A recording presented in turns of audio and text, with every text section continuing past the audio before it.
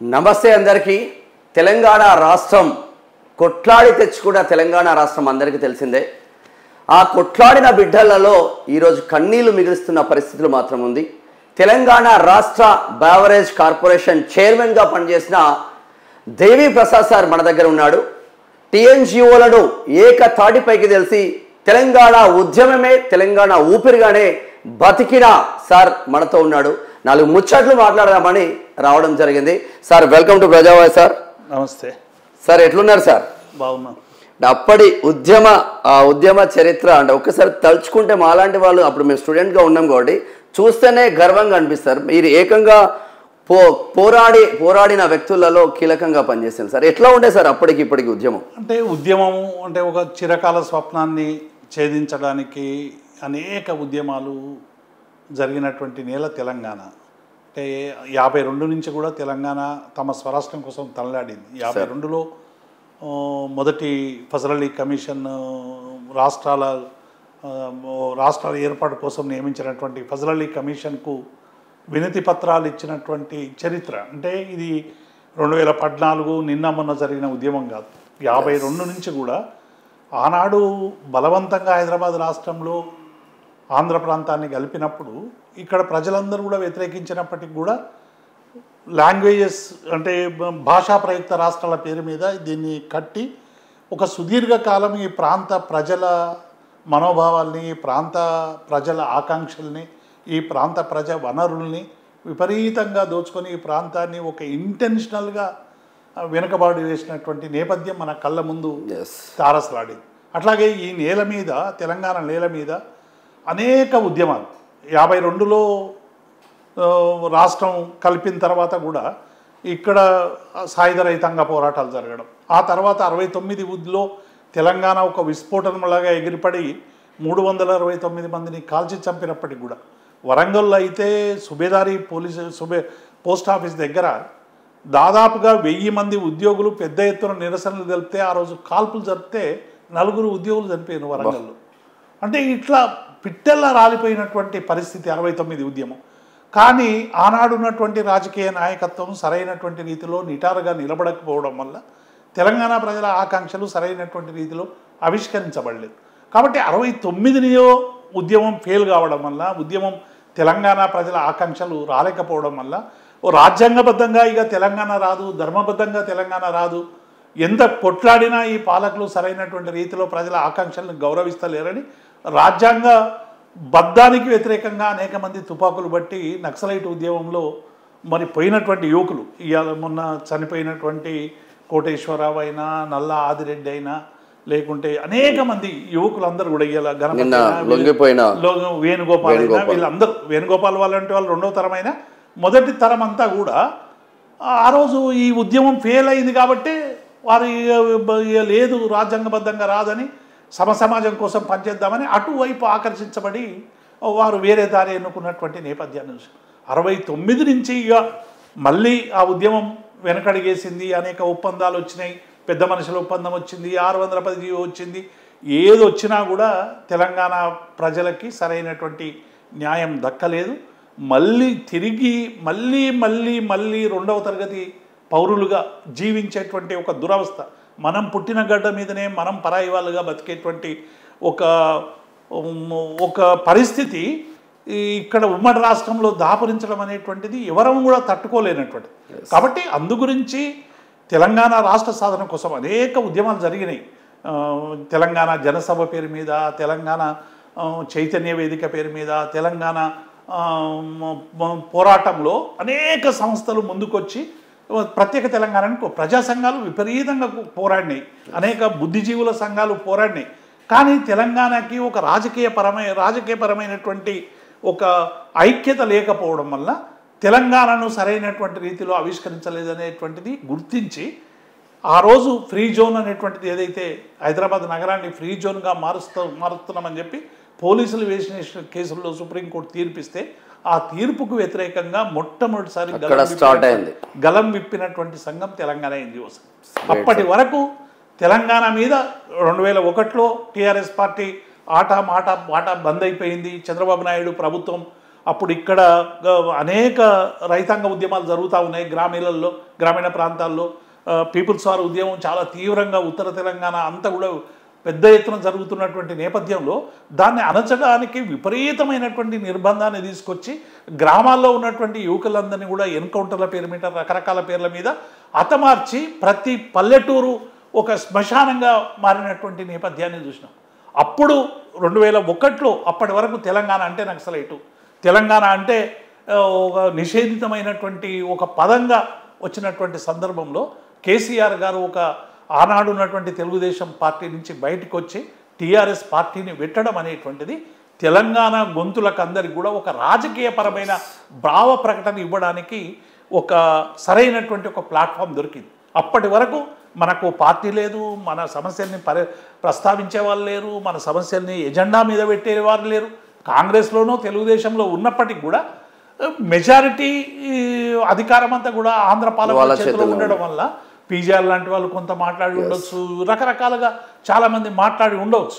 కానీ ఎవ్వరు కూడా ధైర్యం చేయకుండా చాలా ఇబ్బంది పడినటువంటి నేపథ్యం. అందుకే 2001లో టీఆర్ఎస్ పార్టీ పుట్టడం అనేటువంటిది తెలంగాణ ప్రజల ఆకాంక్షకు ఒక సరైనటువంటి మార్గం దొరికిందని మాలాంటి వాళ్ళమందరం కూడా అనుకుని, మేము అప్పటికీ ఉద్యోగ సంఘాల్లో ఉన్నాం కాబట్టి మేము పార్టీలో చేరకపోయినప్పటికీ కూడా, ఎందుకంటే 69లో తెలంగాణ ఉద్యమంలో 369 మంది అమరులైనరు.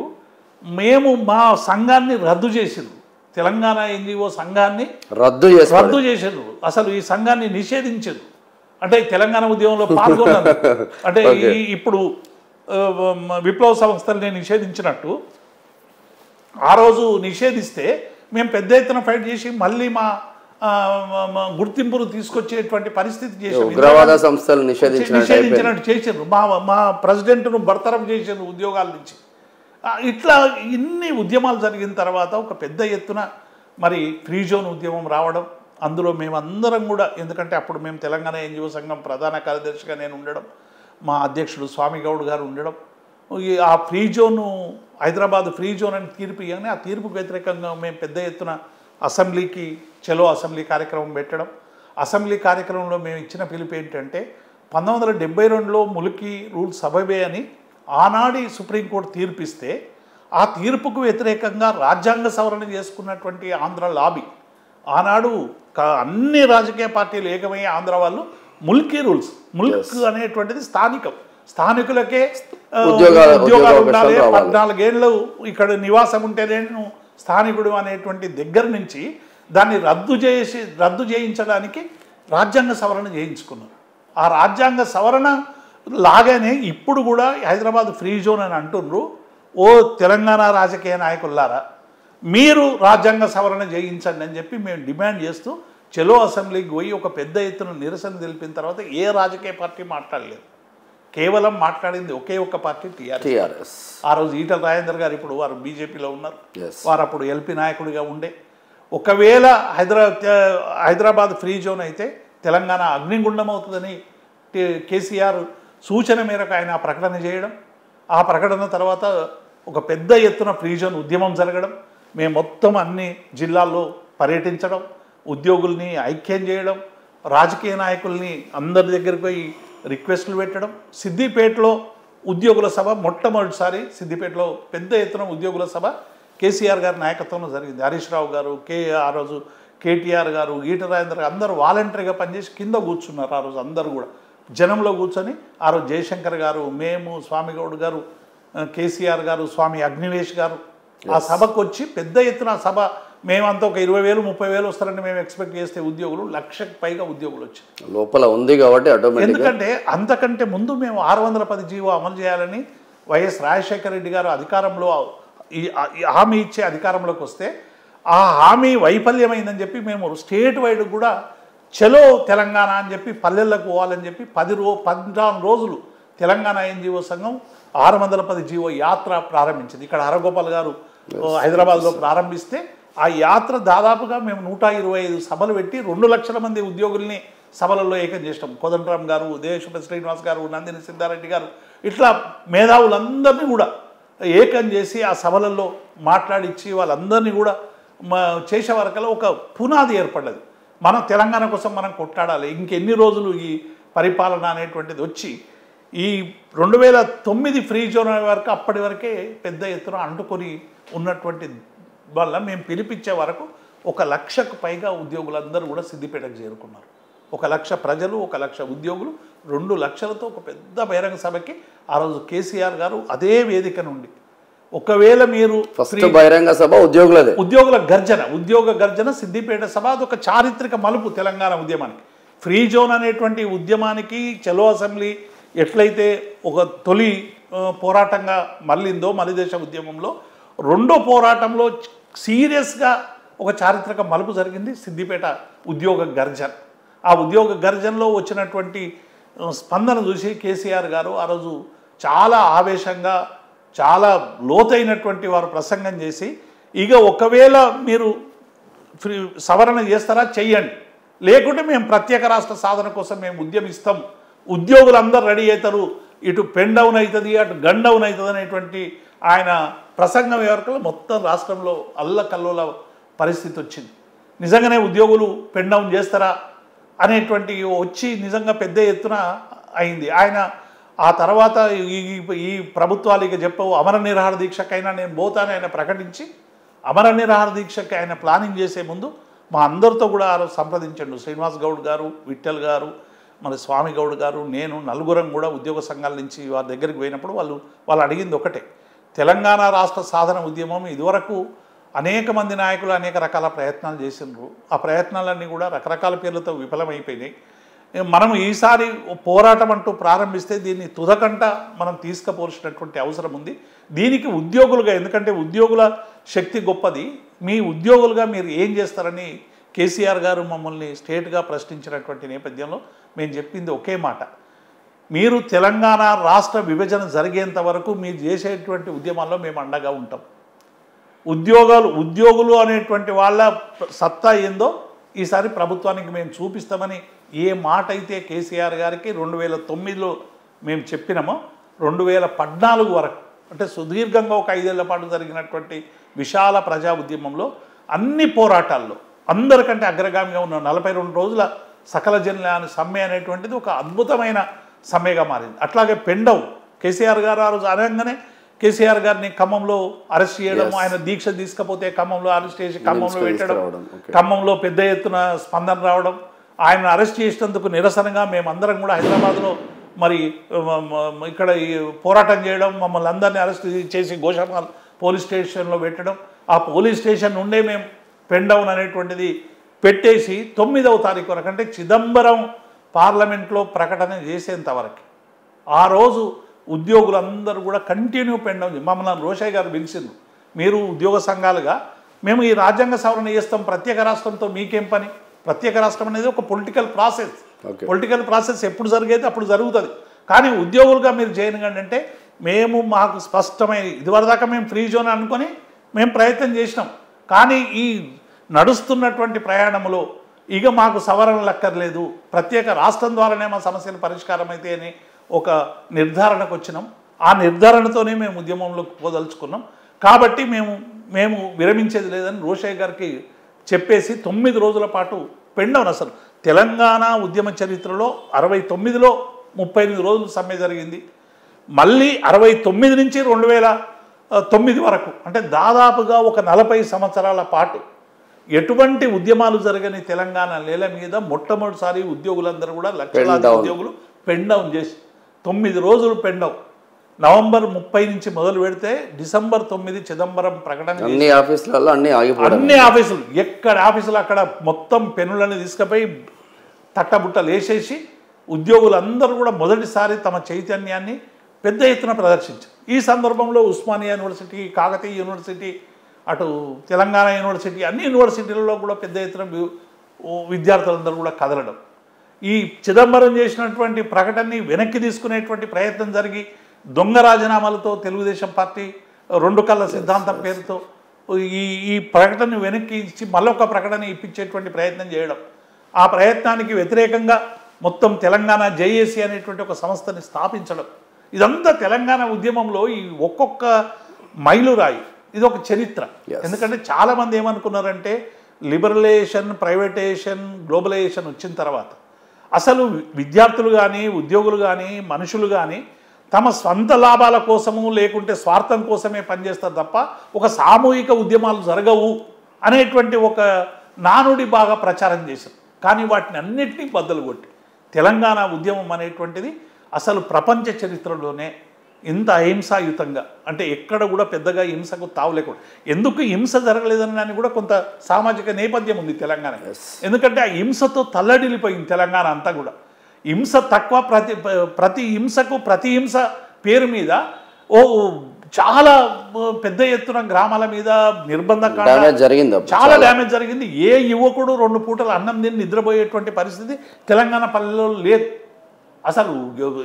అంటే ప్రతి గ్రామంలో పోలీసు వాళ్ళు అడుగుపెట్టినటువంటి ఇల్లు లేనటువంటి పరిస్థితి, అంత తీవ్రమైనటువంటి నిర్బంధం మొత్తంగా తెలంగాణ అంతా కూడా. కాబట్టి ఆ అనుభవంతో ఈ ఉద్యమం ఒకవేళ మనం కొంచెం హింసకు వెంటనే ట్రాప్ అయిపోయి కేంద్ర ప్రభుత్వం, రాష్ట్ర ప్రభుత్వం కల్లోలిత ప్రాంతంగా ప్రకటించి ఉద్యమకారులందరినీ కూడా ఉపా కేసుల మీద, ఆ కేసుల మీద, ఈ కేసుల మీద తోసేస్తుంది.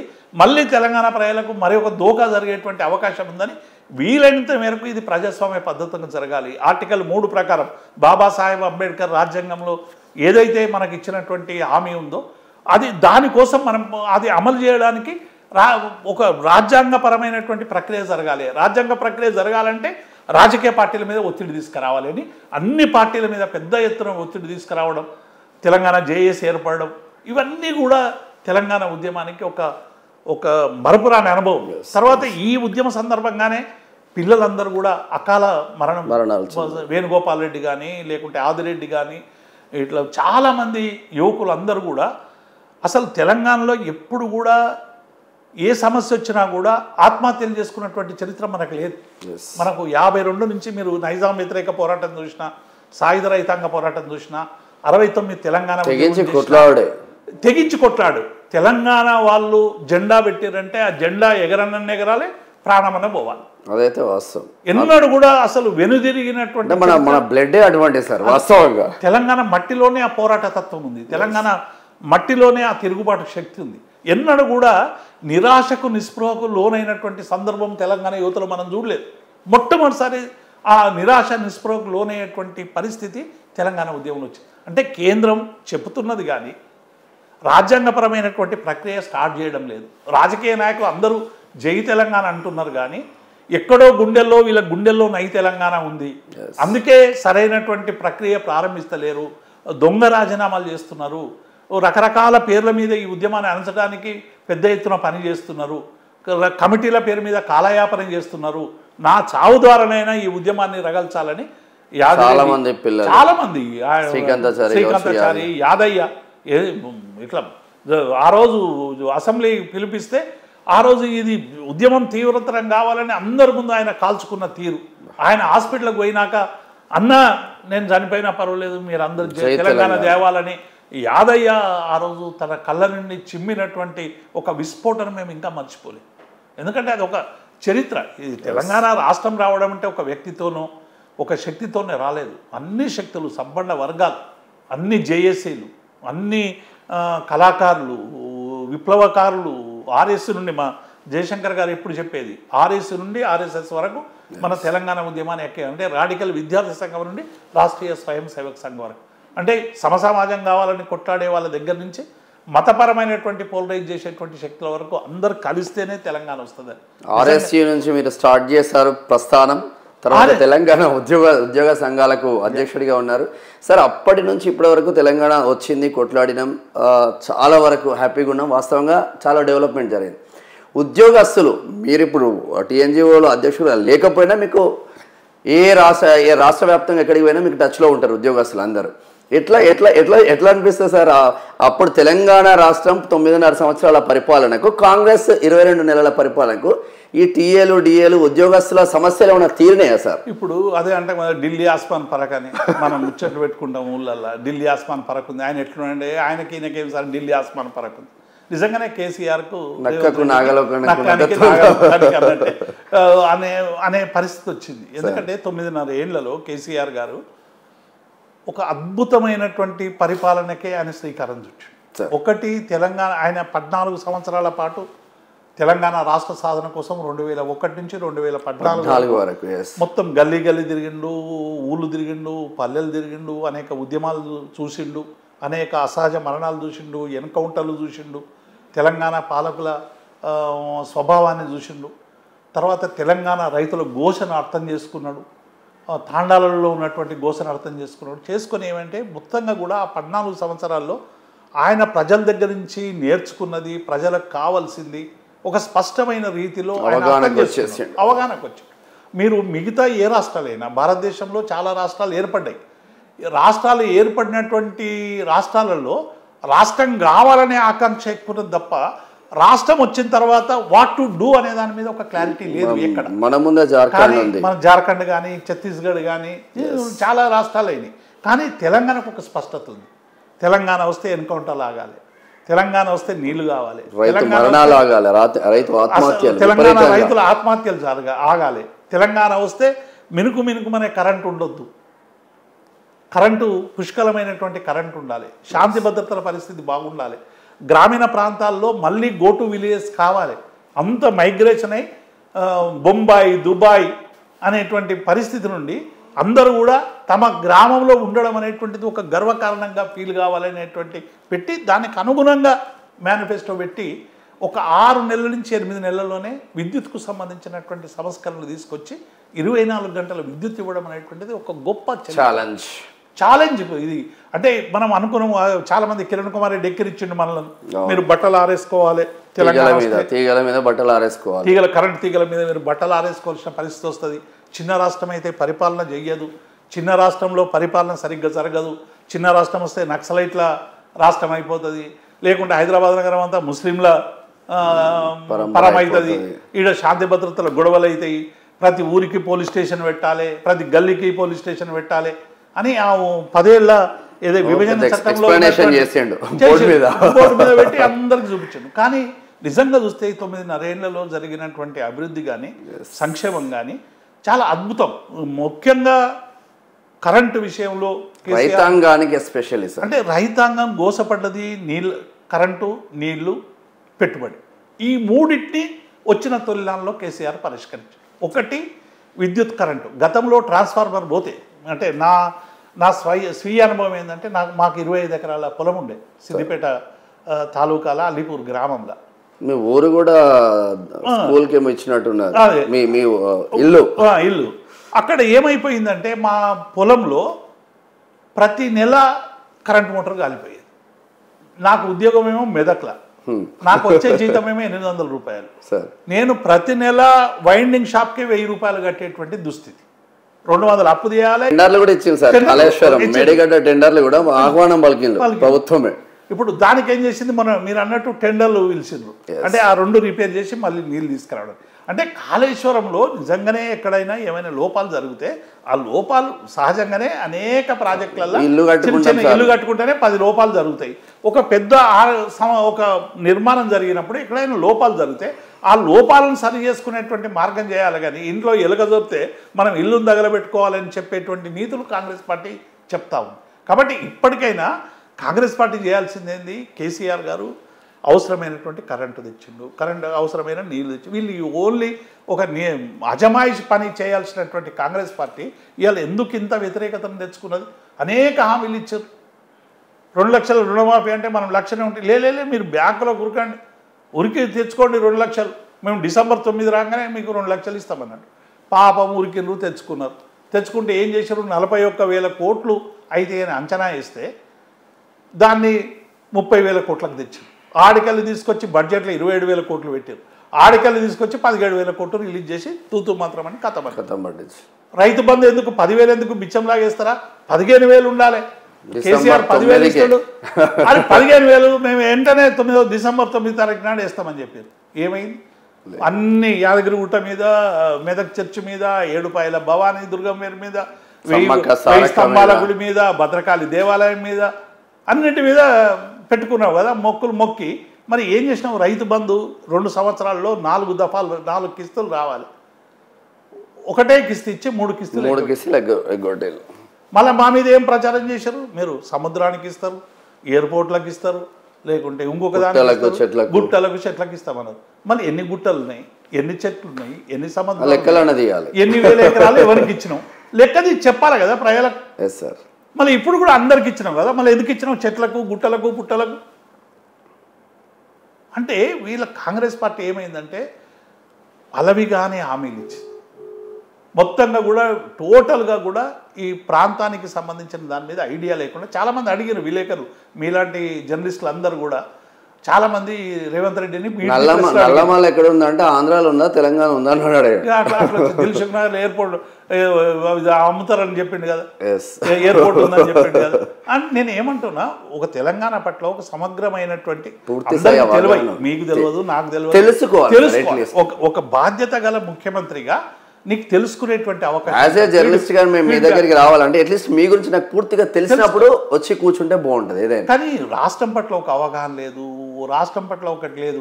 ఇప్పుడు ఇచ్చిన ఏ ఒక్క హామీ కూడా 6 గ్యారంటీలు, 420 హామీలు, ఈ 6 గ్యారంటీలలో ఏ ఒక్కటి కూడా ఉచిత బస్సు తప్ప, ఉచిత బస్సు వాళ్ళు ఒకటి, మహాలక్ష్మి కూడా ఇవ్వాలి. వాళ్ళు 2,500 రూపాయలు 1,67,00,000 మంది మహిళలు ఇవ్వాలి, ఎదురు చూస్తున్నారు. 1,67,00,000 మందికి ఒక్కొక్కరికి నువ్వు 2,500 ఇస్తావన్నావు. 22 నెలల నుంచి 2,500 ఒక్కొక్క మహిళకు రావాలి, దాదాపు 55,000 రూపాయలు ఒక్కొక్క మహిళకు రావాలి. ఇవాళ అడుగుతున్నారు, అందుకే మేము బాకీ కార్డు రిలీజ్ చేసినాం. బాకీ కార్డులతో జూబ్లీహిల్స్ ఏమైనా గెలిచే ఛాన్స్ ఉందా సార్? తప్పకుండా. ఎందుకంటే మా కేటీఆర్ కానీ మేము కానీ ఈ జూబ్లీహిల్స్ ఎన్నికల్లో చేస్తున్న ప్రచారం ఏంటంటే, ఇది ఒక ఉప ఎన్నికగా మాత్రమే మీరు చూడకండి. ఎందుకంటే కాంగ్రెస్ పార్టీ మెరుగైన పరిపాలన ఇస్తాం, మెరుగైన ప్రజాస్వామ్యాన్ని పునరుద్ధరిస్తాం, అనేక హామీలు ఇచ్చి అధికారంలోకి వచ్చింది. కాబట్టి ఈ 22 నెలలుగా ఇవి ఏవి కూడా అమలు చేయకుండా అడిగినటువంటి వాళ్ళ మీద నిర్బంధాన్ని ప్రయోగిస్తున్నది. చివరికి సోషల్ మీడియాలో ఏదైనా పోస్ట్ పెట్టి, ఎవరైనా పోస్ట్ పెడితే దాన్ని ట్వీట్ చేసినా, రీట్వీట్ చేసినా ఇలా కేసులు పెట్టి అరెస్ట్ చేస్తాం. అనేక మంది యూట్యూబర్ల మీద, అనేక మంది చిన్న చిన్న జర్నలిస్టుల మీద, సోషల్ మీడియాలో పనిచేస్తున్న సామాజిక సైనికుల మీద, కొండారెడ్డిపల్లికి పోతే ఆ ఊర్ల పరిస్థితి ఏందని అడిగినటువంటి జర్నలిస్టుల మీద, 2 మీద ఏం జరిగిందో చూసినాం. జర్నలిస్ట్ శంకర్, నేను ఒక ఇంటర్వ్యూ చేస్తే నా పైన Congress MLA 2 SC ST atrocity case. ఎంత దుర్మార్గం చెప్పండి. ఇప్పుడు ఒక జర్నలిస్టుగా మీకు ఉండేటువంటి భావస్వేచ్ఛ ప్రకారం ప్రజలకు సంబంధించి అడుగుతావు. నువ్వు ప్రజల్ని కొట్టి తుపాకి పెట్టి సమాధానం చెప్పవు కదా.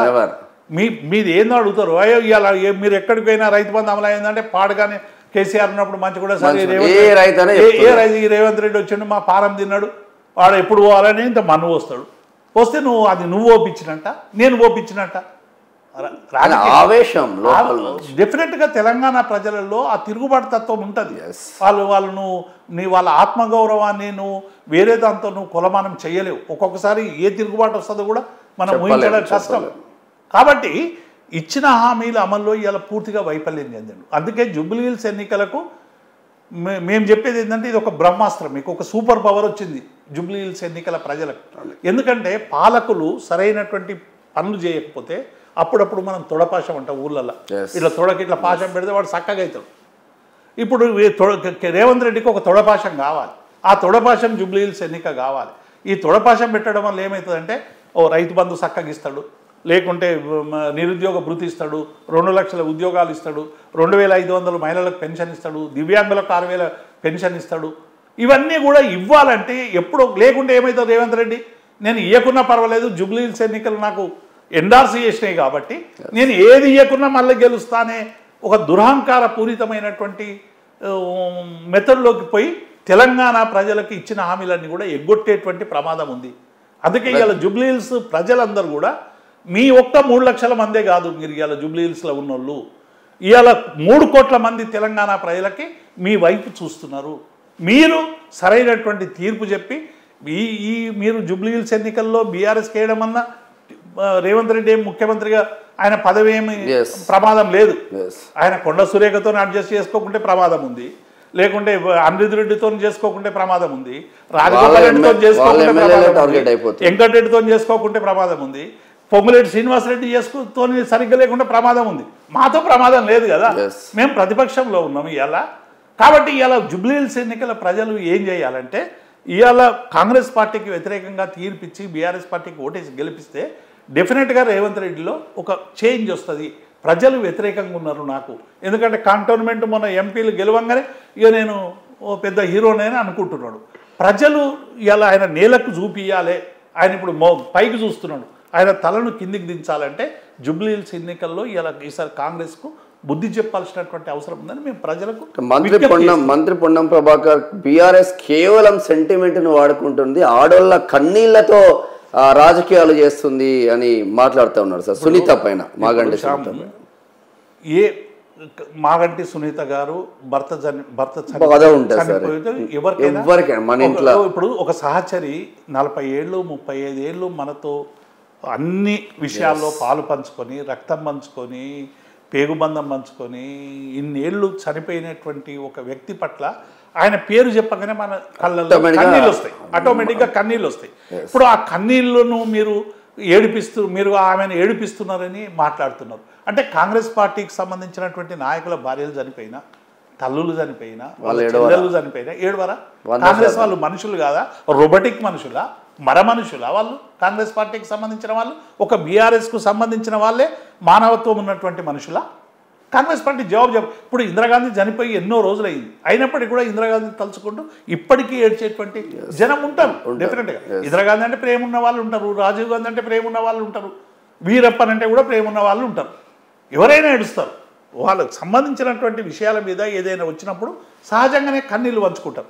మొన్న సమావేశంలో ఆమె తలుచుకొని ఏడుస్తుంటే ఆమె పేగుబంధాన్ని, ఆమెకు సంబంధించిన జ్ఞాపకాలని, వారి భర్త చేసినటువంటి పనులని ప్రజల ముందు పంచుకునేటువంటి ప్రయత్నంలో కన్నీళ్ళు వచ్చినాయి. దాన్ని వీళ్ళు కన్నీళ్ళు ఆరుస్తున్నారు, డ్రామా చేస్తున్నారు, సెంటిమెంట్తో ఓటు సంపాదిస్తున్నారు. మీరు అందరు ఏడవండి, మళ్ళీ ఎవడొద్దన్నాడు? పొన్నం ప్రభాకర్ రోజు పోయి ఏడుచుకో, ఒకవేళ ఏడుపు రాకుండా గ్లీసరిన్ పెట్టుకోరు, మీరు ఏడవండి, మీరు కూడా ఏడవండి, మాకు ఇబ్బందులు లేని. ఎవడొద్దన్నాడు? రేవంత్ రెడ్డిని ఏడవమని నువ్వేడు, మీ మొత్తం కాంగ్రెస్ నాయకులంతా ఏడవమనండి. కానీ ఎంత దుర్మార్గంగా మాట్లాడుతున్నారంటే అసలు పూర్తిగా జూబ్లీహిల్స్ ఎన్నికల్లో ఓడిపోతామని తేలిపోయింది. ఒకవేళ ఓడిపోతే మా పరిస్థితి ఏందనేటువంటి ఒక భయాందోళన మొదలైంది.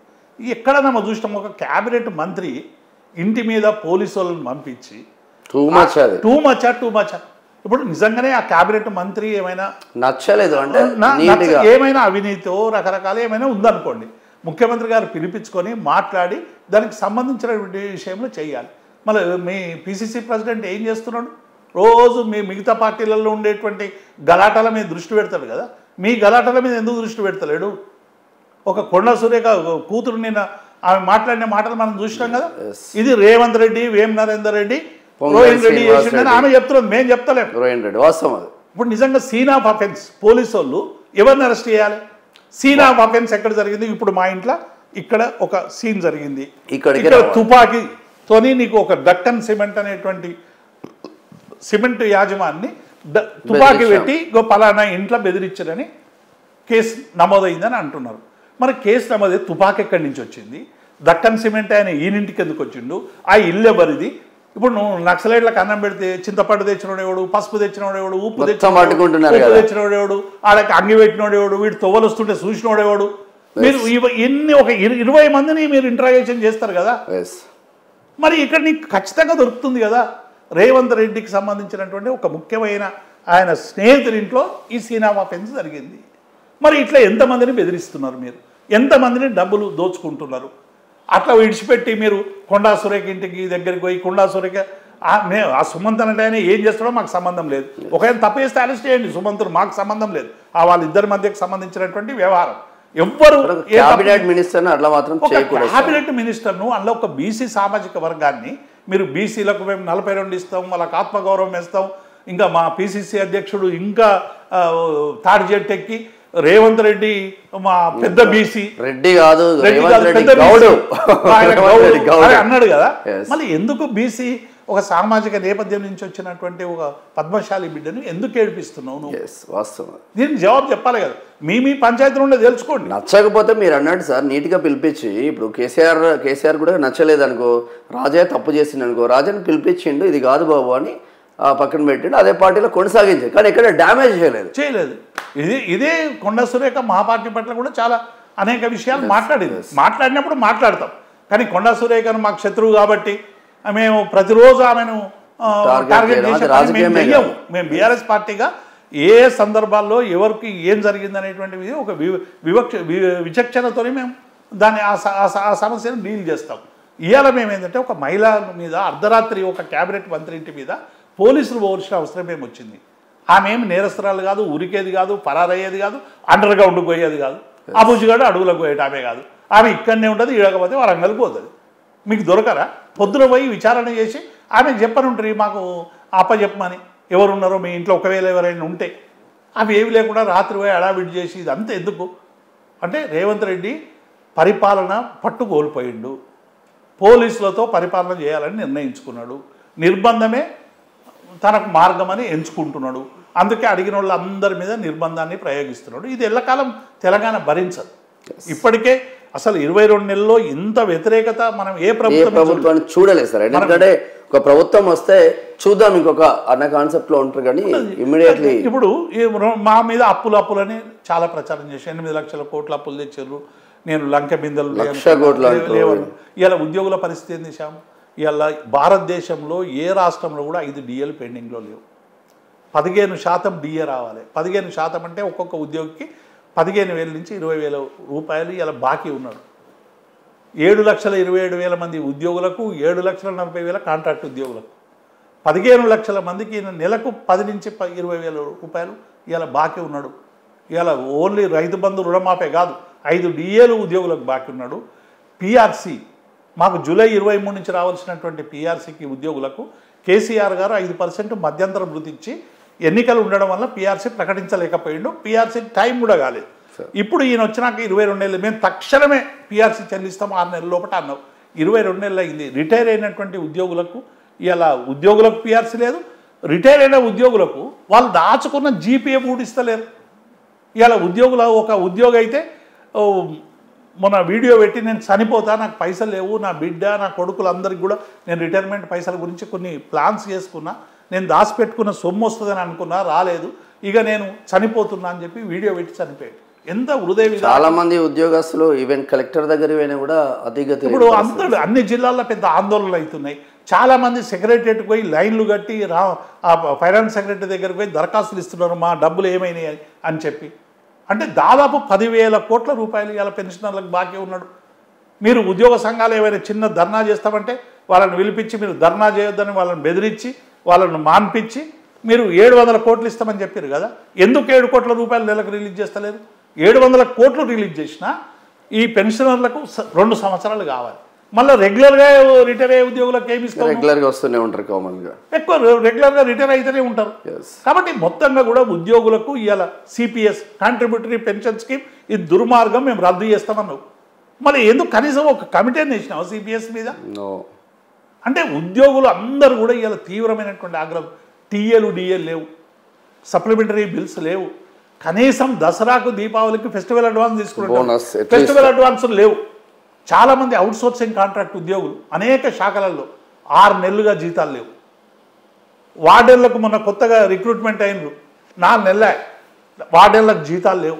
పంచాయతీ కార్యదర్శులకు పారిశుద్ధ్యం కోసం ఆ డీజిల్ పైసలు కూడా రాకుంటే ఊళ్ళో అందరూ లొల్లి పెడితే డీజిల్ పోసి ఆ మన గార్బేజ్ అంతా కూడా తీసుకుపోయి అక్కడ వేస్తే వాళ్ళకి కనీసం ఆ డీజిల్ బిల్లులు రాక ఒక్కొక్క పంచాయతీ కార్యదర్శి 3 లక్షలు 4 లక్షలు ఇవాళ పెట్రోల్ బంకులకు అప్పయిండు. వార్డెన్లు రకరకాల సామాన్లు కిరాణా షాప్ మధ్యాహ్న భోజనంకి దానికి దీనికి లక్షలాది రూపాయలు ఇవాళ అప్పులు పెట్టారు. అంటే ఉద్యోగులు అంగన్వాడీలకు నువ్వేమన్నా 26,000 చేస్తా, ఆశాలకు 26,000 చేస్తా, ఛాయ్ తాగే లోపట్ల 317 అమలు చేస్తా. మరి ఇన్ని అన్నాయన ఏం చేసినావు? మొత్తం ఇవాళ ఉద్యోగులు 15 లక్షల ఉద్యోగుల కుటుంబాలన్నీ కూడా ఇవాళ కాంగ్రెస్ పార్టీ అనుసరిస్తున్న విధానం మీద చాలా సీరియస్గా 1వ తారీఖు నాడు వేతనం ఇస్తున్నామనే ఒక పేరు మీద కొంతమందికి మాత్రమే 1వ తారీఖు కొంతమందికి మాత్రమే వస్తున్నాయి. 7 లక్షల మందికి మాత్రమే పెన్షనర్లకు ఉద్యోగులకు 1వ తారీఖు నాడు వేతనాలు పడుతున్నాయి. మిగతా 8 లక్షల మందికి నువ్వు 6 నెలలుగా జీతాలు ఇస్తలేవు. మాకు ఒక ఉద్యోగం ఒక దప్ప మేము దాచుకున్న GPF లేదు, PF లేదు, కాంట్రిబ్యూషన్ లేదు, ఏ ఒక్కటి ఇస్తలేవు. ఈ ఉద్యోగుల నుంచి 10% కట్ చేసుకొని కాంట్రిబ్యూటరీ పెన్షన్ ఉంటుంది, ఆ 10% కూడా వాడుకుంటున్నావు. GPFలో పెట్టిన డబ్బు కూడా వాడుకుంటున్నావు. ఇది అడిగే నాతుండే లేడు. ఇలా ఉద్యోగ సంఘాలను ఎట్లయిపోయినాయి అంటే వాళ్ళని పట్టించుకునే నాతులు లేకుండా ఏచి పడేసింది. కాబట్టి ఉద్యోగుల సంఘాలు కూడా నేను మీ ఛానల్ ద్వారా విజ్ఞప్తి చేస్తున్నా, ఇవాళ రేవంత్ రెడ్డి ప్రభుత్వం అనుసరిస్తున్నటువంటి ఉద్యోగ వ్యతిరేక విధానాలకు నిరసనగా అందరూ ఒక్కటి కావాల్సినటువంటి అవసరం ఉంది. ఇలా వాయిస్ కూడా రావట్లేదు. పెన్షనర్లు ఇలా రోధిస్తున్నారు, పెన్షనర్లు బాధపడుతున్నారు, పెన్షనర్లు ఆక్రోశిస్తున్నారు, పెన్షనర్లు శాపనార్థాలు పెడుతున్నారు ఈ ప్రభుత్వాన్ని. మరి ఇప్పటికైనా వాళ్ళకు రావాల్సినటువంటి రావాలి. నిరుద్యోగులది ఇంకొకటి 2 లక్షల ఉద్యోగాలు ఇస్తామన్నాడు, 7 ఉద్యోగాలు గ్రూప్ 1 పోస్టులు అమ్ముకున్నారని చెప్పి ఇవాళ పెద్ద ఎత్తున చర్చ జరుగుతూ ఉంది. దానికి సరైన సమాధానం లేదు. మేము ఇచ్చిన నోటిఫికేషన్ల ఆధారంగా ఇచ్చిన ఉద్యోగాలన్నీ నీ ఖాతాలు వేసుకొని మేము 60,000 ఉద్యోగాలు 6 నెలలు ఇచ్చినామని ప్రచారం చేసినాం కదా. మరి 22 నెలలు అయినాయి. ప్రతి 6 నెలలకు 60,000 ఎందుకు ఇవ్వలేకపోతున్నాం?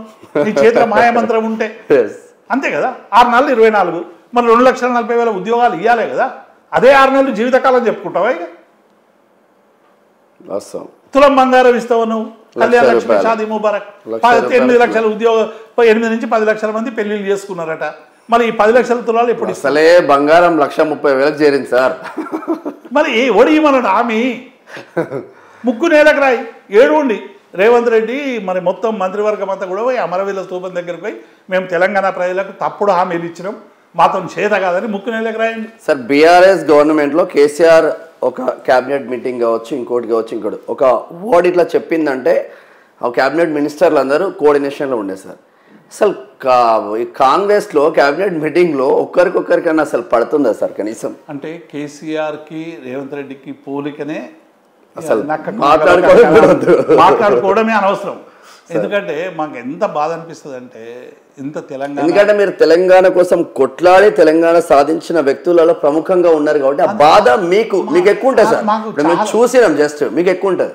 మాకు ఎంత బాధ అనిపిస్తుంది అంటే తెలంగాణ ఇంత కొట్లాడి ఇన్ని త్యాగాలు చేసి ఇన్ని ఉద్యమాలు చేసి ఇన్ని జీవితాలు విధ్వంసం అయిపోయి తెలంగాణ తెచ్చుకున్నాక కనీసం ఇవాళ జై తెలంగాణ అని ఒక నాయకుడు ఇవాళ మనం ముఖ్యమంత్రి అవ్వడం, ఆయన పరిపాలనలో మనం ఉండడం అనేటువంటిది ఒక విషాదం. నిజంగా జై తెలంగాణ అనమంటున్నాడు, ఈయనకి ఏం పోయిందో మనకు అర్థం కాదు. జై తెలంగాణ అంటే ఏ ప్రాంతానికి సంబంధించిన అస్తిత్వాన్ని నిలుపుకోవాలి. నువ్వు ఏ పార్టీ అయినా ఉండొచ్చు. కాంగ్రెస్ పార్టీ మంచిగా చేస్తే ఇంకో 20 ఏళ్ళు ఉండు అధికారంలో, ఎవడొద్దన్నాడు, మాకేం జెల్సీ లేదు. కేసీఆర్ ఒక అద్భుతమైనటువంటి నిర్ణయాలు తీసుకొని మంత్రివర్గాన్ని ఎట్లా కంట్రోల్ పెట్టిండు, ఆఫీసర్లను ఎట్లా కంట్రోల్ పెట్టిండు, బ్యూరోక్రసీని ఎట్లా కంట్రోల్ పెట్టిండు. నీ దగ్గర ఏమైనా పరిపాలన ఇవ్వాలి ఉన్నదా? గురుకులాల్లో 60 మంది చచ్చిపోతే దానికి సంబంధించినటువంటి ఇష్యూ లేదు. ఇవాళ వడ్లు కొనుగోలు కేంద్రాల దగ్గర ఏమైందో తెలియదు. యూరియా, కనీసం బస్తా యూరియా రైతు దొరకక రోడ్ల మీద ఉంటుంటే ఇయ్యలేదని నువ్వు ఇచ్చినామని వాళ్ళు ఇద్దరు కొట్లాడుకొని ఇలా తెలంగాణ రైతాంగం నోట్లో మట్టి కొట్టిండ్రు. ఆ వచ్చే ఆదాయం మీద ఇష్టం వచ్చినట్టు బస్ ఛార్జీలు పెంచినావు, మెట్రో ఛార్జీలు పెట్టినావు, లిక్కర్ ఛార్జీలు పెంచినావు, ఇష్టం వచ్చినట్టు చేసే పని చేస్తున్నావు. మొత్తం నీ ప్రభుత్వం వల్ల, నీ ప్రభుత్వం ఉండే కరప్షన్ వల్ల ఇలా రియల్ ఎస్టేట్ డౌన్ అయింది, మార్కెట్ డౌన్ అయింది, కొనుగోలు తక్కువైపోయింది, ప్రజల జీవన డబ్బులు రొటేట్ అవ్వట్లేదు సార్ ఎవరి దగ్గర. రైతు బంధు లేదు చక్కగా, నీకు పెన్షన్లు చక్కగా లేవు. మరి ఎక్కడి నుంచి వస్తాయి డబ్బులు? ఇప్పుడు ఊళ్ళో లేని పైసలు వస్తేనే ఆ పైసలు చాక్లెట్ కొంటాడు, ఒక బిస్కెట్ కొంటాడు, ఒక చీర కొంటాడు, ఒక యూరియా కొంటాడు, ఒక కైకిలు ఇస్తాడు. మరి అన్నీ అయిపోయినాయి కదా, మొత్తం వ్యవస్థ అంతా ఆపేటట్టు చేసిండు కదా. ఎక్కడి నుంచి వస్తాయి డబ్బులు? మొత్తం ఆర్థిక వ్యవస్థ అంతా కూడా చిన్నాభిన్నం అయిపోయింది. ఈ మొత్తం ఈ 22 నెలల కాంగ్రెస్ పాలన ఒక్క మాటలో చెప్పాలంటే అబద్ధాలు, మోసాలు, ఎగవేతలు, ఈ 3 తప్ప ఇంకొకటి లేదు. కాబట్టి ఇక ప్రజలు ఎదురు చూస్తున్నారు. ఎందుకంటే కేసీఆర్ పరిపాలనలో కొన్ని చిన్న మిస్టేక్స్ ఉండొచ్చు. ఏ పరిపాలనలో అయినా, ఏ వ్యవస్థలో అయినా ఉంటాయి. వాటిని సరి చేసుకొని ముందుకు పోతే ఓకే, ప్రజలు ఏందో కొంత మా మీద ఎందుకో కోపం వచ్చింది, మమ్మల్ని పక్కకు పెట్టారు, ప్రతిపక్ష బాధ్యత ఇచ్చారు, ఇలా మేము ప్రతిపక్ష పాత్ర నిర్వహిస్తున్నాం. 22 నెలలుగా ప్రజా సమస్యల మీద మా కేటీఆర్, హరీష్ రావు గారు ఎట్లా పోరాడుతున్నారో ప్రజలందరూ కూడా చూస్తున్నారు. ఇవాళ ఇట్లా 104, 108 లాగా పనిచేస్తున్నారు హరీష్ రావు కానీ కేటీఆర్ కానీ ఇద్దరు కూడా. ఇవాళ ఎక్కడ ఏ ప్రజలకు ఏ సమస్య వచ్చినా అక్కడ వాళ్తున్నారు. మీరు హైడ్రా అని పేరు తెచ్చి పేదోళ్ళ ఇళ్ళన్నీ పెద్దోళ్ళ ఇల్లు కూలగొట్టిరా మీరు? ఇప్పటి వరకు మొత్తం పేదోళ్ళే, గాజుల రామారంలో పేదోళ్ళే, చెరువుల పేదోళ్ళయే, మూసీల పేదోళ్ళయే, ఎక్కడ పోయినా పేదోళ్ళు ఇల్లు గులగొడుతున్నాడు తప్ప ఒక్క పెద్ద ఆయన దగ్గరికి మీరు కుకట్పల్లిలో బుచ్చమ్మ అనే మహిళ చనిపోయింది. అంటే ఇన్ని విషాదాలు జరుగుతూ ఉంటే మరి ఆయన రాహుల్ గాంధీ మాట్లాడు, నా ఖర్గే మాట్లాడు, ఇక బీసీలకు రిజర్వేషన్ మీద ఎంత డ్రామా జరిగిందో మనం చూసినాం. ఇవాళ సుప్రీంకోర్టు కూడా ఇది శ్యామ్ హైకోర్టు మేము కేసీఆర్ గారు 18లో ఇదే రిజర్వేషన్ పెంచి ఎన్నికలకు పోదామని మేము సవరించి 33% ఇచ్చి పోదామని జీవో రిలీజ్ చేసినాం. జీవో 396 అనుకుంటా 96 రిలీజ్ చేస్తే హైకోర్టు కొట్టేసి సేమ్ కొట్టేస్తే మేము సుప్రీంకోర్టుకు పోయినాం. అది కూడా 50% క్యాప్ ఉంది. ఈ 50% క్యాప్ను మార్చాలంటే కేవలం రాజ్యాంగ సవరణే కావాలి. షెడ్యూల్ 9 షెడ్యూల్లో పెట్టాలి, వేరే మార్గం లేదని చెప్పారు. మేము ఇక ఇది సాధ్యం కాదని చెప్పి పంచాయతీరాజ్ ఎన్నికలకు పోయినాం. వీళ్ళు ఏం చెప్పారు, మేము 42% ఇస్తామని కామారెడ్డి డిక్లరేషన్ చేసి ఇలా డ్రామా నడిపి 3 నెలలు మొదలేమో షెడ్యూల్ 9లో పెట్టాలని చెప్పి శాసనసభలో బిల్లు చేపించి ఆర్డినెన్స్ పంపి మొత్తం తతంగం చేసి ఆడ జంతర్ మంతర్లో ధర్నా చేసి ఇన్ని డ్రామాలు చేశారు. ఈ డ్రామాలు చేసినాక చివరికి ఏమన్నారు, ఇక రాజ్యాంగ సవరణ ఎందుకు మేము జీవో ఇస్తామని 9 జీవో ఇస్తే హైకోర్టు ఇది మొదలే. హైకోర్టు ఇదివరకే ఇదే కారణంతో మా జీవో కొట్టేసింది. మా జీవో అంటే ఆనాడు ఇచ్చిన ప్రభుత్వం జీవో కొట్టేసింది. ఇదే కారణం మీద ఆనాడు సుప్రీంకోర్టు మినిమం నాలెడ్జ్ ఉన్నవాళ్ళు నేను ప్రతిరోజు చెప్తున్నా సార్ లైవ్ లో నార్మల్ గా యాజ్ ఎ జర్నలిస్ట్ గా కేసీఆర్ తీసుకొచ్చిన 396 జీవో ఇదే హైకోర్టు కొట్టేసింది, ఇదే సుప్రీంకోర్టు కొట్టేసింది. దీని ద్వారా బీసీలకు ఒరిగేది ఏం లేదు. మరి 9th షెడ్యూల్లో మీ ఇండియా కూటమి తరఫున అట్లీస్ట్ ఒక 100 మంది ఎంపీలను తీసుకుపోతావా అంటే మీ ధర్నాకు సోనియా గాంధీ రాలే, రాహుల్ గాంధీ రాలే, ప్రియాంక గాంధీ రాలే, ఖర్గే సాబ్ కూడా రాలే. వాళ్ళు జంతర్ మంతర్ దగ్గర ధర్నా పెడితే పైగా నువ్వు ఏమన్నావు శాసనసభలో ఏం చెప్పినావు, కేంద్ర ప్రభుత్వం మెడలు వంచడానికి అందరం కలిసి తెలంగాణ ఉద్యమం ఎట్లా చేసినాము ఇది ఐక్య కార్యాచరణకు పోదామన్నావు. మరి ఎన్నడైనా బీఆర్ఎస్ని కానీ బీజేపీని కానీ మీరు ఇవాళ బీజేపీ ఇవాళ కేంద్రంలో అధికారం ఉంది, దాన్ని టార్గెట్ చేయాల్సినటువంటి అవసరం ఉండే. నువ్వు ఆయన ఇద్దరు ఒకటైపోయి ఇక్కడ బీఆర్ఎస్ అనగదొక్కడానికి మీరు ఇక్కడ ఏ ప్రయత్నాలు చేస్తున్నారు? మేము ఒక్క మాట రేవంత్ రెడ్డిని అంటే ఆయన ఏమంటావు గ్రౌండ్ స్పోర్ట్స్ లాగా కిషన్ రెడ్డి ఈయన ఇద్దరు దిగుతారు, బండి సంజయ్ ఆయన రక్షించడానికి ఒక ప్రొటెక్షన్ ఫోర్స్ లాగా తయారైంది ఇవాళ బీజేపీ పార్టీ. ఇవాళ జూబ్లీ హిల్స్ ఎన్నికలు కూడా అంతే, కాంగ్రెస్ని ఎట్లా గెలిపించాలనే ఆలోచన తప్ప బీజేపీకి ఓట్లు రావాలనే ఆలోచన వాళ్ళు చేస్తలేరు. ఇవాళ ఇంత దుర్మార్గం అంటే ఇక్కడి నుంచి బీఆర్ఎస్ పార్టీని ఇక్కడ ఖతం పట్టాలి. బీఆర్ఎస్ పార్టీని ఖతం పెట్టకుండా బీఆర్ఎస్ పార్టీని లేకుండా మేము ముందుకు పోలేము కాబట్టి మేము అందరం ఒక్కటైతాం. ఇదేమి ఇంత దుర్మార్గం? ఇది మంచి పనులు చేయి, మాకంటే గొప్పగా పని చేయి, ఇచ్చిన హామీలు అమలు చేయి, ఇంకో 20 ఏళ్ళు ముఖ్యమంత్రి గుండు, మాకు తిట్టడానికి అవకాశం ఇయ్యకు, ప్రజలు నిన్ను శాపనార్థాలు పెట్టడానికి అవకాశం ఇయ్యకు, మంచి పనులు చేయి. ఎవరు వద్దన్నారు? ఇంత దుర్మార్గం చేసి ఇలా తెలంగాణ ఎట్లా తెచ్చుకున్న తెలంగాణ ఇట్లా ఆఖరకు తెలంగాణ తల్లిలో కూడా బతుకమ్మ అనేది ఒక మన అందరి సెంటిమెంట్. ఇంట్లో బతుకమ్మ అనేటోళ్ళు కింది స్థాయి నుండి పై స్థాయి వరకు అందరం కుల మతాలకు అతీతంగా ఆడుకుంటాం. బతుకమ్మ అనేది ఒక పోరాట రూపం. తెలంగాణలో బతుకమ్మను ఒక పోరాట రూపంగా మలుచుకున్నాం మనం. గ్రామీణ ప్రాంతాల్లో కూడా బతుకమ్మ ఆడేటప్పుడు ఆ ఊర్లో దొర ఎవరైనా అన్యాయం చేస్తే ఆ దొరకు వ్యతిరేకంగా పాటలు పాడతారు. ఆ దొరను ఏం చేయాలన్నా దంచాలన్నా కొట్టానా అనే పాట కూడా పాడతారు. దేవునికి పూజలు చేసేటోళ్ళు పూజలు చేసే పాటలు పాడతారు. ఇంత పోరాట రూపాన్ని మీరు అలాగ తీసేసి చేయి గుర్తుపెట్టి ఇవాళ అందరికీ నేను కోటి రూపాయలు ఇస్తున్నా కళాకారులకు అని చెప్పి మీరు ఈ ₹1 కోటి కళాకారులకు ఇస్తున్న పేరు మీద మీరు తెలంగాణ అస్తిత్వాన్ని తెలంగాణ కళల్ని అవమానపరచడం ఏ మేరకు సబబు? మంచిదే, కళాకారులను ఆదుకోవాలి, ఇవ్వడం మంచిదే. మేము ఇవ్వలేము, మీరు ఇచ్చారు, మంచిదే. కళాకారులకు ఇంకా సాయం చేయాలి, ఎంత చేసినా తక్కువనే. వాళ్ళు తెలంగాణ ఉద్యమంలో అనేక అద్భుతాలు సృష్టించారు కవులు కళాకారులు. మీరు ఆ రథసారథిలో 550 మంది ఉద్యోగాలు ఇచ్చినాం మేము. 550 ఉద్యోగిని పర్మనెంట్ చేయి, వాళ్ళకి మంచిగా జీతం పెంచు. వాళ్ళంతా కళాకారులే కదా, మళ్ళీ వాళ్ళకేం చేయవు నువ్వు. ఆ కాలేజీ కళాక్షేత్రం అని కట్టినావు, దాన్ని ప్రజలకు అందుబాటులో తీసుకొచ్చే విధంగా చెయ్యాలి కదా, అది చేస్తలేవు. నువ్వు ఏం చేస్తున్నావు? మళ్ళీ సాయంత్రం పూట లైట్లు వెలుగుంటున్నాయి అంతే. 2,40,000 కోట్లు అప్పు తెచ్చి ఒక చెక్ డ్యామ్ కట్టినావా, ఒక బిల్డింగ్ కట్టినావా, ఒక రోడ్ వేసినావా? ఏం లేదు కదా చెప్పుకోవడానికి. ఇలా జూబ్లీ హిల్స్ ఎన్నికలు మేము ఏం కట్టినామని చెప్తావు. దుర్గం చెరువు ఎవరు కట్టారు? దుర్గం చెరువు దగ్గర బ్రిడ్జ్ ఎవరు కట్టారంటే కేసీఆర్. కమాండో కంట్రోల్ రూమ్ ఎవరు కట్టారంటే కేసీఆర్. అంబేద్కర్ విగ్రహం ఎవరు పెట్టారంటే కేసీఆర్. సచివాలయం ఎవరు కట్టారంటే కేసీఆర్. మరి నువ్వు రేవంత్ రెడ్డి కట్టిన ఏంది? బుల్డోజర్స్ ఓన్లీ హైడ్రా పేరు మీద కూల్చివేతలు, ఎవరైనా గట్టిగా అడిగితే కాల్చివేతలు, మూసీలో పేద ప్రజల ముప్పు. ఇవి తప్ప నువ్వు చెప్పుకోవడానికి ఏమున్నాయి? స్టేట్ అవే అడుగుతున్నావు. Complete failure, totally failure. ఈ కాంగ్రెస్ పార్టీ అనేటువంటిది విపరీతమైనటువంటి నిర్బంధానికి, విపరీతమైన అణచివేతకి, విపరీతమైనటువంటి అవినీతికి ఇది ఆనవాలం కాంగ్రెస్ పార్టీ. కాబట్టి డెఫినెట్గా తెలంగాణ ప్రజలు ఆలోచించాలని మీ ద్వారా. సరే, మంజీరా రచయితల సంఘం నుంచి మొదలు పెడితే ఇప్పుడు ఇంటికి వచ్చి మీ ఇంటి ముందర చూసేసరికి మంజీరా నెస్ట్ అని ఉంది సార్. అప్పుడు నాకు క్వశ్చన్ వచ్చింది, సరే ఈ మంజీరా ఏం సార్ అసలు? అంటే మంజీరా అనేటువంటిది ఒక నది, తెలంగాణ పారే నది.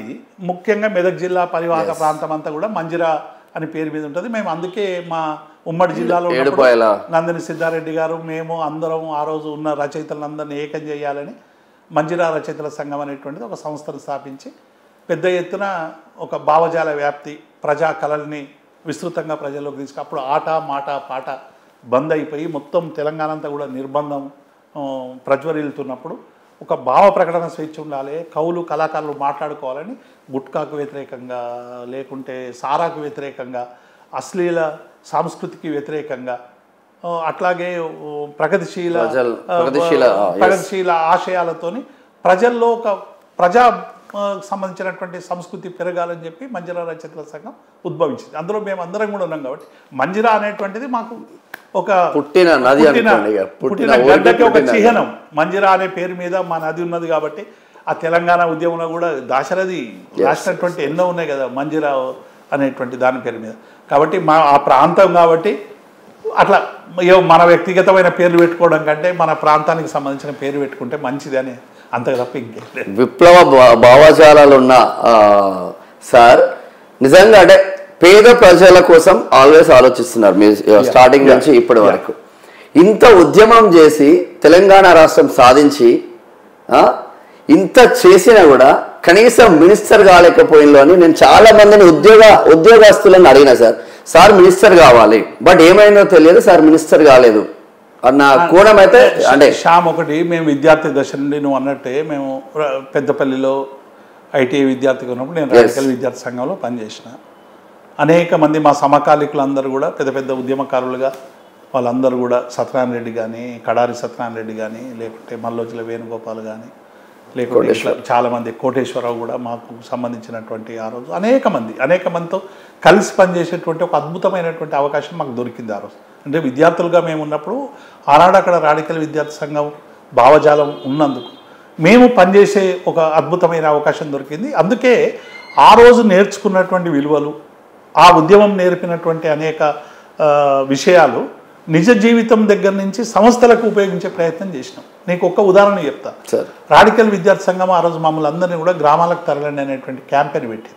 ఆ రోజు విద్యార్థులుగా మేమందరం కూడా గ్రామాలకు పోయి గ్రామంలో ఉన్నటువంటి అసమానతలు ఎందుకున్నాయి, భూస్వాములకి కూలీలకు ఉన్నటువంటి వైరుధ్యాలు ఏంటి, అసలు ఆ గ్రామంలో భూములు ఎవరి చేతిలో ఉన్నాయి, బీసీలకు ఎస్సీలకు ఎస్టీలకు చేతిలో ఎంత భూమి ఉంది, అగ్రవర్ణాల చేతిలో ఎంత భూమి ఉంది, ఎంత అణచివేత గురవుతున్నారని చెప్పి మేము అన్ని విలేజ్లు తిరిగి ఒక ర్యాండమ్ సర్వే చేసి పెద్ద ఎత్తున గ్రామాలకు తరలండి అనే దాని మీద ఒక సమగ్రమైనటువంటి ఒక ప్రాజెక్ట్ రిపోర్ట్ తయారు చేసి ఇచ్చారు రాడికల్ విద్యార్థులందరూ కూడా. మేము ఆ రోజు 10 రోజుల్లో పోయినప్పుడు మేము నేర్చుకున్నటువంటి విజ్ఞానాన్ని నేను తెలంగాణ ఎన్జిఓ సంఘం కార్యదర్శి అయినాక 610 జీవో కోసం అప్పుడు ఎన్నడూ కూడా సంఘాల నాయకులు, ప్రెసిడెంట్లు, సెక్రటరీ అంటే హైదరాబాద్లో కూర్చొని నడుపుడు తప్ప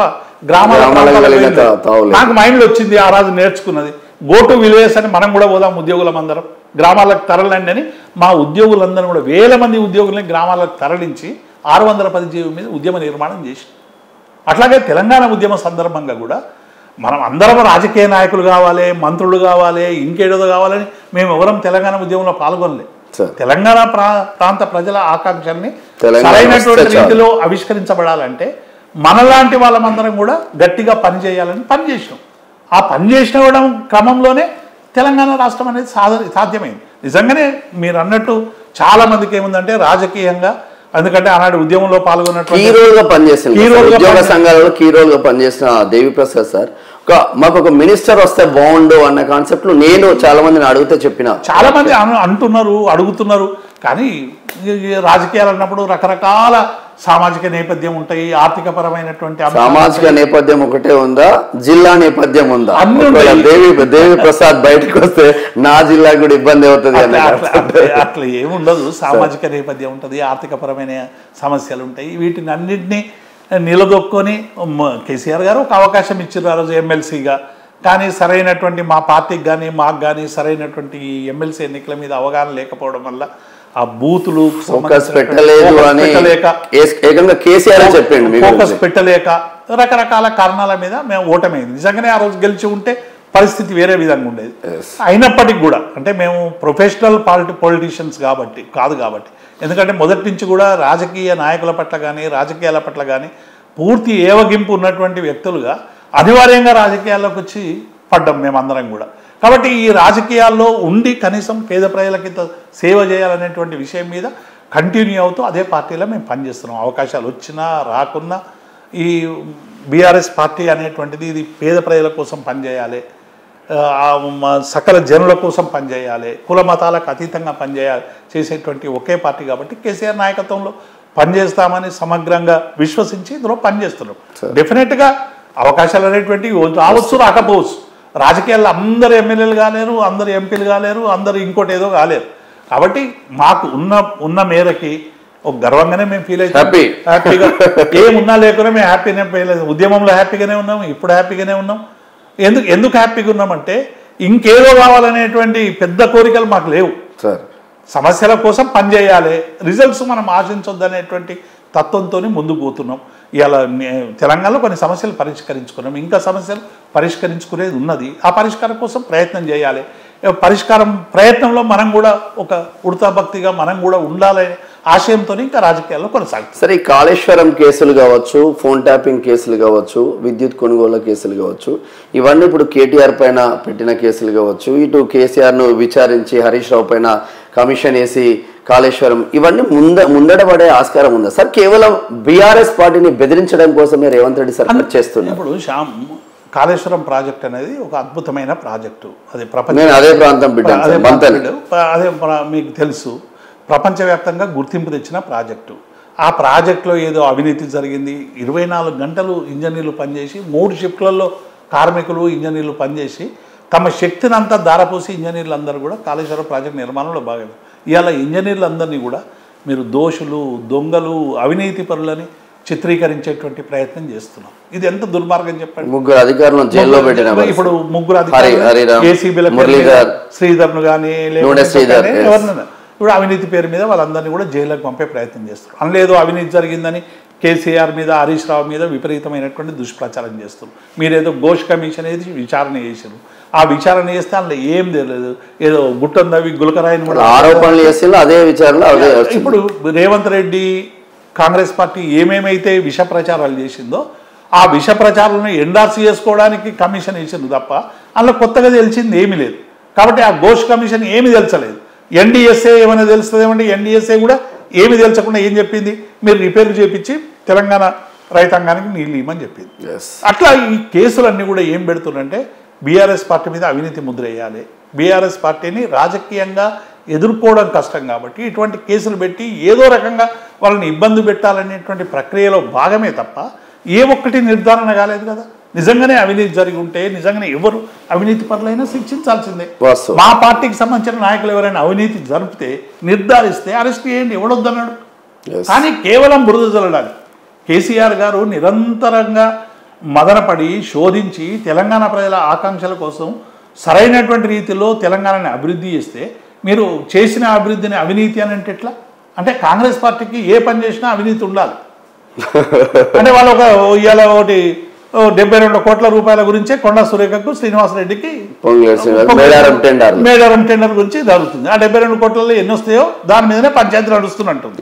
అంటే 72 కోట్లలోనే ఇంత పంచాయతీ ఉంటే 1,20,000 కోట్లతో పట్టిన కాళేశ్వరంలో ఎంత అవినీతి ఉన్నదో అని వీళ్ళకు అరే అది మనమనగట్టకపోతే మీ కేసీఆర్ కట్టిండు అందులో ఎంత అవినీతి జరిగిందో అని అనుకుంటారు.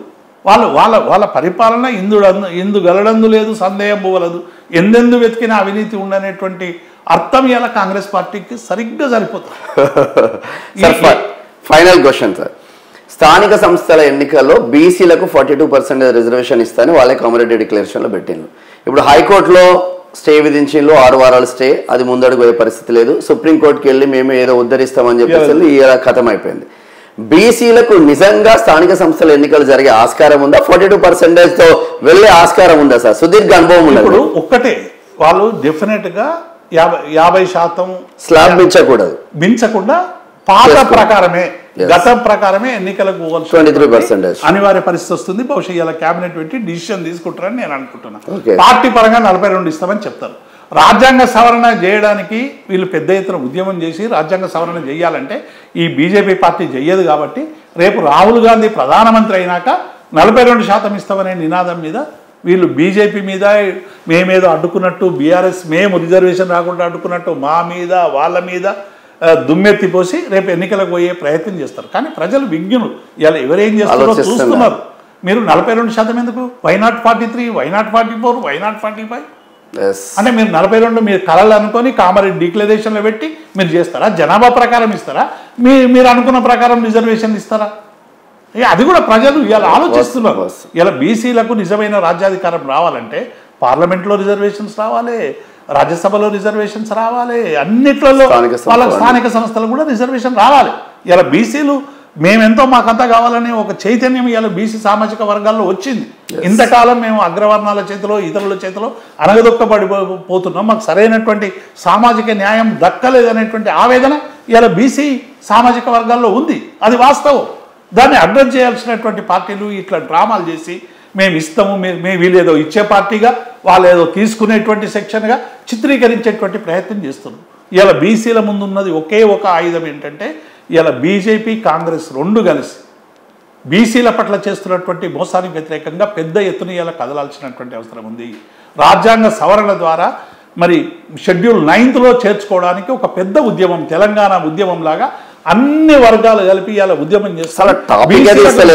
సాధించాలి. 9th షెడ్యూల్ అనే టాపిక్ కాంగ్రెస్ వాళ్ళు తీస్తలేరు. ఎందుకంటే వాళ్ళు ఏమున్నదంటే ఇప్పుడు కాదు, రాహుల్ గాంధీ ప్రధానమంత్రి అయినాక ఇస్తాం. అది ఒక నేషనల్ ఎజెండాగా పెట్టే మేము చాలా కష్టపడ్డాం. తెలంగాణలో ఆర్డినెన్స్ కోసం ప్రయత్నం చేసినాము, సుప్రీంకోర్టుకు పోయినాము, హైకోర్టు, డెడికేషన్ కమిషన్ వేసినాము, కులగణన చేసినాం. మేము పొద్దున్నే సాయంత్రం దాకా చెమట తీసినాం, మా చెమట అంతా పోయింది. అయినా కేంద్ర ప్రభుత్వమును మా బీఆర్ఎస్ అడ్డుకున్నది మమ్మల్ని అని చెప్పి దొంగ నాటకాలు ఆడడానికి వాళ్ళు ప్రయత్నం చేస్తూ ఉన్నారు. ఈ ప్రయత్నాన్ని రేపు స్థానిక సంస్థ ఎన్నికల్లో ప్రజలు నిలదీస్తారు. దేవి ప్రసాద్ సార్ ఫ్యూచర్ అంతా కేసీఆర్ చేతుల్లోనే sir. Final 100% travel with KCR. ఇప్పుడు మేము ఒకటే చెప్తున్నాం సార్, మాకు రాజకీయాల పట్ల ప్రజలకు సేవ చేయాలనే కాన్సెప్ట్ ఉన్నది తప్ప ఇంకొక పార్టీలకు పోతే ఏదో బాగుపడాలి, కాంగ్రెస్ పార్టీలకు పోతే ఏదో చైర్మన్ కావాలి, లేకుంటే ఎమ్మెల్యే కావాలి, అట్లంటే రాజకీయ పార్టీకి మేము చేంజ్ చేయదు. చాలామంది చాలా ఆఫర్లు మాకు కూడా ఇస్తారు రమ్మని. కానీ మేము చెప్పేది ఒకటే, మేము కేసీఆర్తో ఉన్నాం, కేసీఆర్ వల్లనే తెలంగాణ అభివృద్ధి సాధ్యమవుతుందని నమ్మినాం. కాబట్టి ఈ రాజకీయ పార్టీలో ఉండే ఇక్కడ ఏమైనా చిన్న చిన్న సమస్యలు ఉన్నా మేము అధిష్టానం దృష్టికి తీసుకొచ్చి ఆ సమస్యలు పరిష్కరింపజేసి అన్ని వర్గాలకు న్యాయం దక్కే విధంగా మళ్ళీ బీఆర్ఎస్ పార్టీ అధికారంలోకి వచ్చినాక పాత ప్రభుత్వంలో జరిగినటువంటి చిన్న చిన్న మిస్టేక్స్ కూడా జరగకుండా మా కేసీఆర్ గారి దృష్టికి తీసుకుపోయి ఆ సమస్యలన్నీ పరిష్కరింపజేసి బీఆర్ఎస్ ద్వారా మళ్ళీ తెలంగాణను సరైనటువంటి గాడిలో పెట్టాలనేది మా ఆలోచన. కాబట్టి మా కేసీఆర్ బాగుంటే మేము బాగుంటాం, మా పార్టీ బాగుంటే మేము బాగుంటాం. ఆన్ ద హోల్గా ఆ పార్టీ మంచిగా ఉంటే మేము మంచిగా. అది అంటే నాకే కళ్ళకు నీళ్ళు వస్తున్నాయి సార్ చెప్తా ఉంటే. ఎందుకంటే కష్టపడ్డ బిడ్డలు, తెలంగాణ రాష్ట్రం కోసం కష్టపడి ఇష్టం కొద్దీ పనిచేసిన బిడ్డలందరూ చాలా వరకు బాధపడుతున్న పరిస్థితులు మాత్రం ఉంది. అరే 22 నెలలలో నా తెలంగాణ ఆగమైంది అని చాలామంది బిడ్డలు, దేవి ప్రసాద్ అటువంటి బిడ్డలు చాలా బాధపడుతున్న పరిస్థితులు మాత్రం ఉంది. అందుగురించే పార్టీలు వస్తూ ఉంటాయి, పార్టీలు పోతూ ఉంటాయి, కానీ తెలంగాణ అస్తిత్వమే ఎజెండాగా మేము ముందుకు వెళ్ళినాం. కాబట్టి ఆ పార్టీ ఈ పార్టీ కాదు. నాకు తెలిసి ఈ ఇంటర్వ్యూ మీరు చూస్తే క్లియర్ కట్గా తెలంగాణ ఉద్యమం నుంచి బీఆర్ఎస్ నుంచి కాంగ్రెస్ ఏం చేసిందో మొత్తం ఒక 70mm సినిమా చూపించింది. Thank you so much sir. Thank you sir.